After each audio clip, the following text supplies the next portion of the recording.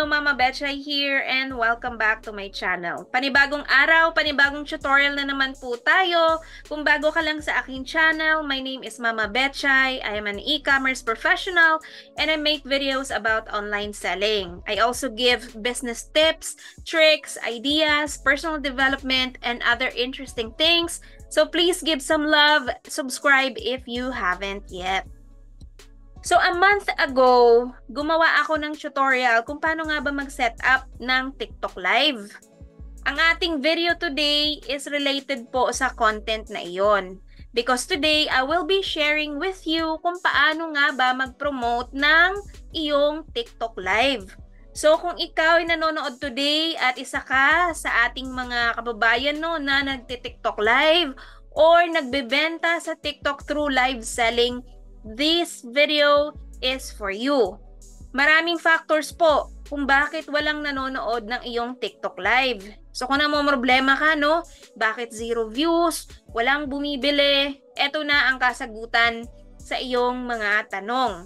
So in order for you to gain viewers and of course, benta, one way to increase your viewers is to promote your TikTok Live. Ang promotion sa TikTok Live ay hindi po libre. Ito po ay may bayad. So make sure that you allocate an amount for the promotion of your TikTok Live. So to better understand paano nga ba gawin ito, let me share with you a slide nung screenshots.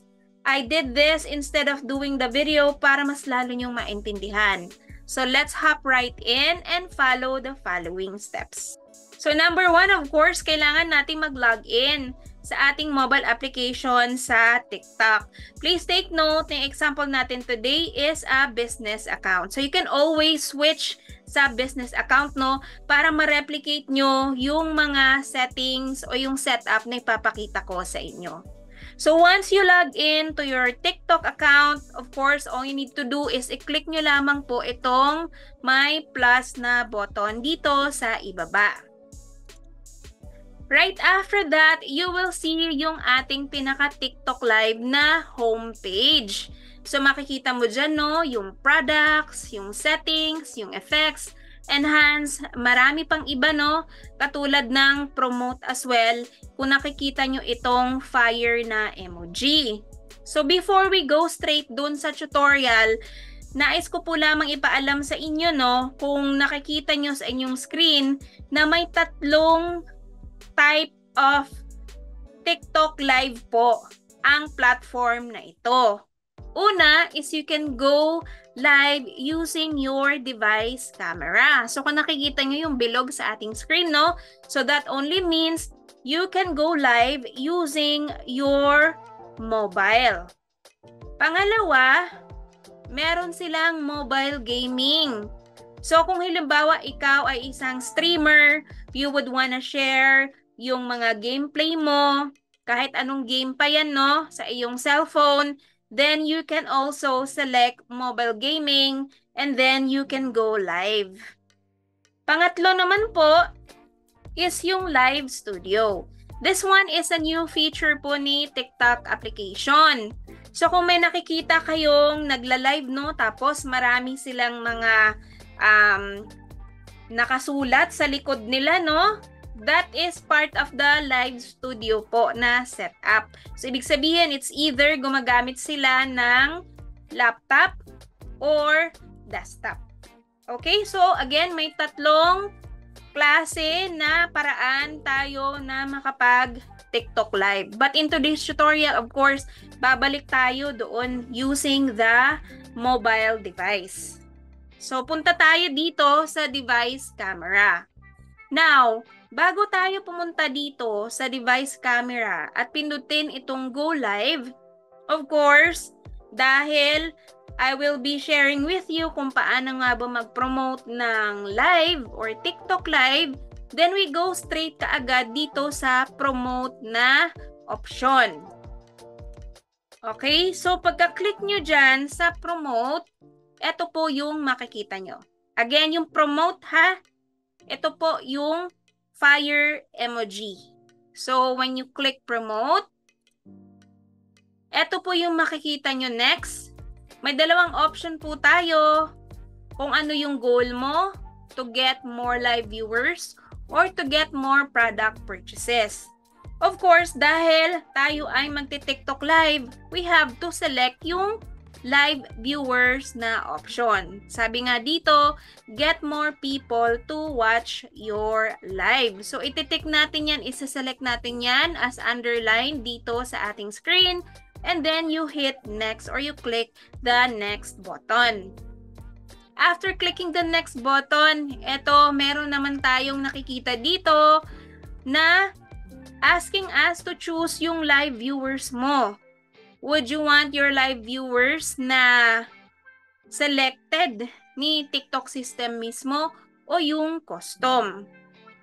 From my experience, kapag ikaw po ay wala pang traction sa iyong TikTok account, ibig sabihin, hindi pa gaano kadami ang iyong followers, wala ka pa masyadong views sa iyong mga video content, I will not recommend you to choose itong default audience wherein TikTok will choose for you. Okay, kung wala pang traction. You can only select this. One of the best practices ng mga nagla-live selling natin dyan, no? Sa TikTok is kapag may traction na. Usually, ito yung may mga 5,000 and up na mga followers.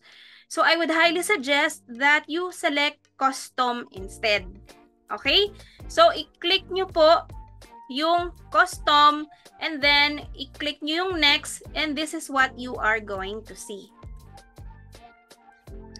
Okay? So, sa custom audience, may tatlong pagpipilian tayo. Gender, yung age, tsaka yung interest. With this one, guys, you need to be strategic kasi it may vary depende sa age bracket nung target market mo and also kung ano nga ba yung target market mo. For example, dito sa gender. So, if you're selling products na para sa mga kalalakihan, then it is highly recommended that you select male. But, kung puro naman pang babae yung mga products mo, no? Then, it is also recommended that you select female. Pero kung nasa in-between ka naman, you can also select all dito sa gender. For the ages, same thing applies. So, depende na yun sa iyo. Depende sa target market. Ano yung bracket ng age niya. Then, you can select 13 to 17, 18 to 24, 25 to 34, and so on. Okay? And then, for the interest, next lang natin yung slide, no? Marami pong option dito. Ito yung makikita mo. Ayan. So, may education, vehicles and transportation, baby, kids and maternity, financial services, beauty and personal care, and so on. Depende yan sa product uli na binibenta mo. Kung ikaw ay nagbebenta ng beauty and personal care, then you select accordingly. Kung ikaw ay nagbebenta ng apparel and accessories, then you select according din sa interest ng iyong mga viewers. With this one, guys, for live selling, I would also suggest na wag mong iselect ang all. Bakit? From my point of view or from my experience, kapag sinelect mo siya all, although maraming ang viewers na pupunta, no, or manonood sa iyong live, but kukonti lang po ang bumibili. Okay, dahil it does not interest those potential buyers. Kasi ang ginagawa nga ni TikTok dyan, yung algorithm ni TikTok, is ipupush niya ito dun sa mga may TikTok account holders na may mga interest. Halimbawa, someone na may interesado sa education, sa baby, kids and maternity, sa travel, and kung hindi naman siya related doon sa products na binebenta mo, then hindi talaga sila bibili unless need nila or kailangan talaga nilang bumili. Okay? So again, select accordingly. Depende po sa product na binebenta nyo. So once na fill upan nyo po lahat, you only need to click the save button. Pagka-click ng save, dito tayo mapupunta sa page na ito. Dito na natin i-allocate yung budget mo long would you like your TikTok live to be promoted? So dito no, sa default niya, nakalagay dito is 30 minutes or half hour lang. And then ang budget niya is 110 pesos. And yung estimation ng mga live viewers mo is 46 to 230 katao. Okay, minsan lumalagpas pa yan, no? Depende po sa product na binibenta nyo. So what if gusto kong taasan yung aking budget and gusto kong taasan yung oras ng pagpopromote ng aking TikTok live? Then all you need to do is eto po, may mga slider po yan. Okay, dahil ito ay screenshot po lamang, so I will not be able to show you yung pag-change ng number of hours and also ng total budget. But if you are right in front of your mobile app sa TikTok and then nandito ka na sa page na ito, so may slider yan, you can slide sa right, you can slide din sa left, depende na po yan sa inyo. Okay, so halimbawa no, ginawa ko, in-slide ko siya sa right, yung number of hours sa promotion, and in-slide ko rin sa right yung total budget, ganito yung mangyayari. Okay? So, example, gusto kong i-promote yung aking live ng 3 hours. So, eto yung budget niya, 671 pesos. Tapos, yung estimated na live viewers ko is 284 to 1,420 na viewers. Okay?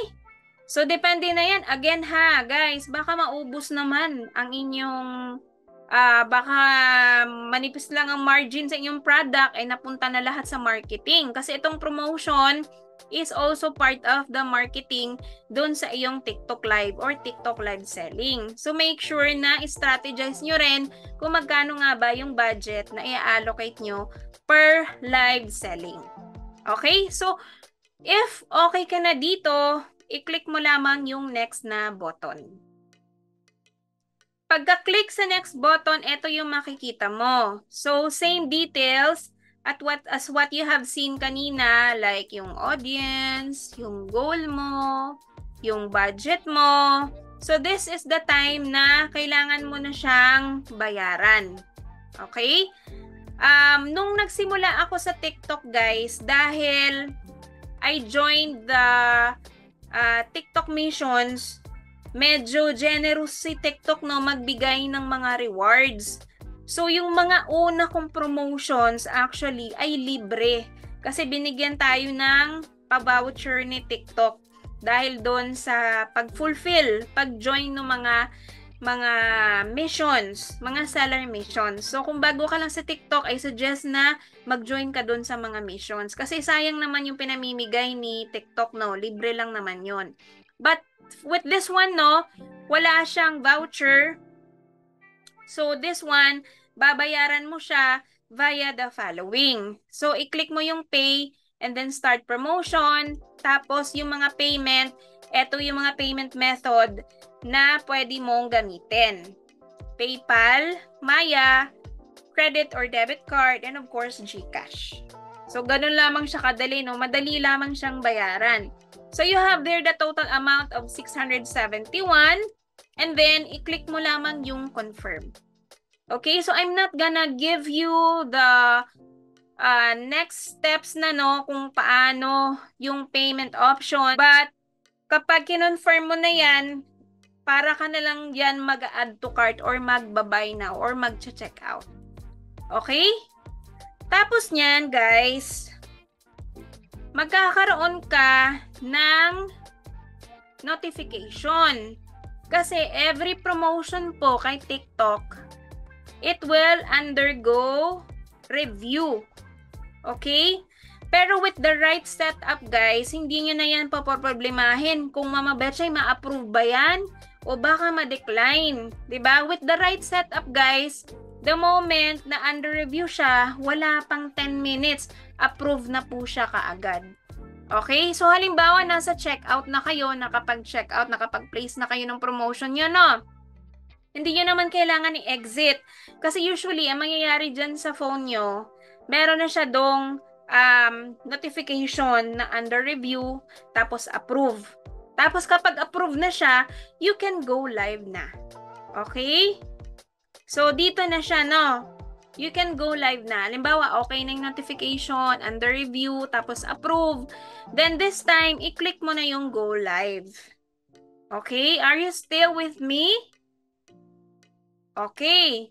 Now, before kayo mag-set up or mag-promote ng iyong TikTok live or before you start your TikTok live selling, may mga settings po dyan na kailangan nyong i-set up. Okay? Kung gusto nyo na walang aberya, hindi ma-decline yung mga promotion nyo, no? Meron din po yang sinusunod tayo na mga settings or setup. Okay? But before we proceed, gusto nyo ba yung mga ganitong tutorials? Kung gusto nyo, please don't forget to thumbs up this video. I-share away nyo na rin with friends and family. And of course, huwag nyo na rin i-skip yung ating mga ads para kumita naman ang inyong Mama Betchay. So, ayun na nga. Let me give you tips on how to successfully go your TikTok live selling or TikTok live right after your promotion or before your promotion. So here are the tips before you go live. Okay, atras muna tayo ha. Before we go live, huwag nating kakaligtaan. Do not miss out anything on the following. Number 1, set up mo yung live homepage mo properly. So, how to properly set it up? Nagkaroon ako ng tutorial, no? How to or paano i-set up ang TikTok live. Nandun yung mga details. But let me breeze through ano yung mga important details na huwag mo dapat na imimiss. Okay? So, halimbawa, nandito na tayo sa live homepage. So, ito ang mga hindi mo dapat i-miss. Number 1, yung title. Okay, ilagay mo yung title mo. What is your live all about? Then, dito yung topic. Okay? Is your topic about beauty? Is your topic about learning?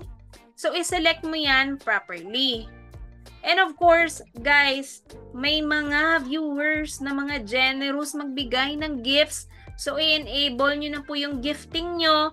Mag-add din kayo ng live goal. So, eto yung live goal na yan, no? Eto yung, halimbawa, goal mo is 20. For today's live selling, ang goal mo ay 20 na flowers. Then, you can set it up from here. Next is dito sa products. Guys, bago ka mag-live, make sure na na-add mo na yung mga products na ilalive mo para makita ng mga viewers mo yung iyong yellow basket. Okay, yellow basket, pwede mo siyang i-pin during live, pwede mo siyang i-flash sa iyong screen during live. Halimbawa, nagfe-flex ka ng isang item, so pwede mo siyang i-pin, tapos i-flex mo yung item, nandito po sa basket number 12, nandito sa basket number 1. Okay, so make sure na you add the products that you're about to go live selling bago ka mag-set up ng iyong live. And lastly, of course, itong settings. Dito yung my wheel icon. Ano yung correct settings? Ito naman guys, ito yung makikita mo. Halimbawa, kinlik mo tong settings na yan. Okay, so kung may moderator ka, you can add your moderator, no? Para may mga taga-sagot din. Lalo na kung maraming nanonood sa iyong live. So may mga taga-sagot itong mga moderators. Kasi minsan sa sobrang dami ng nanonood, sobrang dami nagko-comment, of course, ikaw na ngayon nasa harap ng camera, hindi mo yan mababasa lahat-lahat. So it's better na may moderator ka. So i-add mo yung moderator. And then live intro, of course, you need to input bakit ka, ano nga ba yung nilalive mo. Ito naman yung nakikita sa screen ng ating mga potential buyer. The moment na mag-join sila sa live, no, nakalagay doon sa ibaba kung ano nga ba yung live mo. So make sure that you put your description. And yung live gifts na sinabi ko, make sure naka-enable to. Okay? Kasi dito guys, itong add live goal, wala yan kung hindi mo in-enable tong live gifts. Okay? Sa mga nagtatanong, ito pong account na to ay yung account ko mismo sa TikTok na yung Mama Betchay. And ang followers ko dito ay nasa 1,500 lamang po. Okay, baka kasi kayo magtaka, bakit Mama Betchay, yung iba nagre-require ng 10,000? Hindi po, marami ng update sa TikTok ngayon. So, it would be best na maging updated kayo, mag-join rin kayo sa kanilang Facebook seller group, yung official Facebook seller group ng TikTok. Okay? And then, moving on to our tip number 2 is to schedule a live event. Okay? So, aside from allocating an amount sa pagpo-promote ng iyong live, pwede kayo guys mag-set up ng live event na schedule. Pwede kayo mag-set up. Kung familiar kayo sa Google Calendar, no? So, para siyang calendar, guys. So, magsa-schedule ka kung kailan mo plano mag-live. Okay? So, kung paano, ganito po siya, no? Pakita ko na lang din sa ating video today. All you need to do is punta kayo dito sa itaas. Ayan, yung may bilog na yan. I-click nyo yan. Tapos, punta kayo ng settings and privacy. Okay? Pagka-click nyo ng settings privacy, makikita nyo sa ibaba yung live events. Okay? I-click nyo yung live events. Tapos, nandito yung live event calendar. So, you can create it here. Mag-create ka lang ng event. Okay? So, ano ba yung nangyayari kapag tayo ay nag-schedule calendar ng live event? Of course, manonotify yung mga followers mo. 'Di ba? So, before or prior to your live selling, malalaman nila na si Mama Betchay ay magla-live sa ganitong araw, sa ganitong oras. Okay, so in which malaking tulong ito na magkaroon ng live viewers. Kasi yung mga followers mo, kung gusto talaga nilang matuto or gusto nilang bumili, gustong manood ng iyong live selling, magsa-sign up talaga yan sila sa event mo and they are going to attend to your live event. Okay? So, creating an event, click lang natin yan. Tapos, eto yung ganito lang kasimple guys, gumawa ng event. Lagay mo lang yung event name. Halimbawa, live selling, tapos yung start time, and tsaka yung duration niya, ilang oras. Tapos yung description. So, ilagay nyo dyan. Halimbawa, nagpa 50% off kayo or dahil 10-10 sale today. Then, you can put as well yung mga descriptions na iyan to entice yung iyong mga followers to join your live selling. So, ano yung nangyayari guys? Kapag gumawa ka ng event, ganito po siya. So, this is an example from Sophia and Kalel. So, kapag nakaset up tong event mo guys, makikita nila yan sa iyong TikTok profile. Okay? So, ganyan no? May live event ka ngayon today at 4 p.m. Okay? So, nakita nyo yung advantage na prior to live selling, gumawa ka ng scheduled event. So, yan po, isa sa mga advantage kapag ikaw ay nag-set up ng iyong TikTok calendar as scheduled event. Our tip number 3 is engage to your viewers. Eto guys, marami akong ino-audit na mga nagla-live na mga TikTok shop owners, no? And one thing that I see as one of the challenge is yung the lack of viewer engagement. Guys, kaya nga tayo nagla-live selling, no? Is we would want not just to sell, but we also want to showcase yung mga products. And para ma-showcase mo yung products and in return would generate you sales, then you need viewer engagement. So how are we going to do it? How to engage? Lalo na, no, kapag ikaw ay nagbayad sa iyong TikTok live promotion, napaka-importante yung first 2 minutes, guys. Kasi pansinin nyo, right on the dot ng mga 3-minute or 5-minute, biglang magdadrop yung number of viewers nyo. So, napaka-importante na may first 2 minutes ay nahook mo na ang iyong audience. Nahook mo na yung iyong mga viewers. So, how are you going to do that? Naka-bullet point po yan, guys, for you to see. So, number 1, i-welcome mo sila sa iyong live. No? Paano tayo mag-welcome? Of course, babatiin natin sila, no? Hello, everybody! Welcome to ganito, Sofia and Kalel. Welcome to our live. Join me, 'di ba? 10-10 sale today, may 20% off tayo, ganyan. So, i-welcome mo sila, you introduce your shop, and ang pagla-live, guys, lalo na kung nagbayad ka ng promotion, is also an advantage. You can ask your viewers to follow your store. Okay? So, ask them, o guys, habang naghihintay tayo ng maraming viewers, please don't forget to follow our store. I-tap-tap nyo na rin ang ating hearts button dahil makakatulong po sa akin yan bilang inyong live seller. Okay, so those are just one of the few things that you can tell your audience. And of course, don't forget to provide value. Bakit ka nagla-live selling? What do you offer? Okay, kung 10-10 sale today, anong meron sa store mo?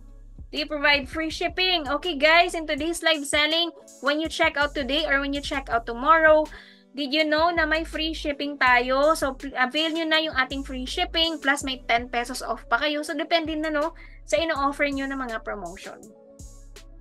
Okay? Also, don't forget to thank your viewers. Magpasalamat po kayo na sinamahan kayo during the period ng live selling nyo. Okay? Because customers, or kahit hindi, nanood man lang yan siya sa yung live, no? May mga tambay tayo sa live. Diba? Magpasalamat pa rin po tayo for them being there for you. Lalo na yung ating mga buyers, mga followers, no? Tapos mag-shoutout din kayo. Kung may nag-follow, shoutout. Mention their names. Thank you for following. Ganyan. Okay? And during the course of your live selling, you can also tell them, guys, by the way, samahan nyo ako. Nagla-live po ako every Saturday ng 6 p.m. So, abangan nyo ako dahil always tayong may promo kada live. Diba? So, those are just one of the few tips on how to engage and communicate effectively sa iyong mga viewers or potential buyers. And that's the end of our video today, guys. Kung may natutunan kayo sa ating video, please let me know. Comment down below. Don't forget to like, subscribe, share away with your friends and family. I will see you in my next tutorial. Once again, this is your Mama Betchay. See ya!